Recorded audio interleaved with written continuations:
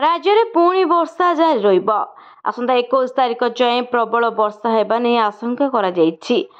आज अभ्यंतरीण ओडिशा और दक्षिण ओडिशा रे घड़घड़ी सहित वर्षा होई पारे।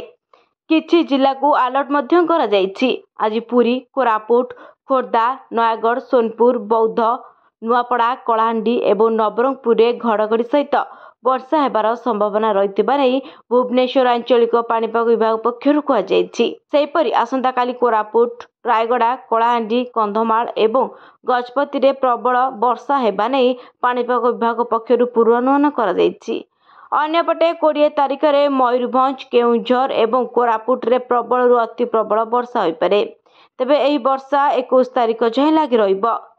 किछि स्थान रे वर्षा संगकु पवन एवं घड़घड़ी मारिबार मध्य संभावना रहितबा नै कुहा जाउछि। सेहिपरि 21 तारिख रे केउंझर, मयूरभंज, रायगड़ा, कोरापुट, गजपति, गंजाम एवं कंधमाल रे प्रबल वर्षा होई पारे। गुरुवार चांदबाली रे अधिक वर्षा हेबा नै रेकर्ड करा जायछि। ब्यूरो रिपोर्ट, न्यूज दुनिया।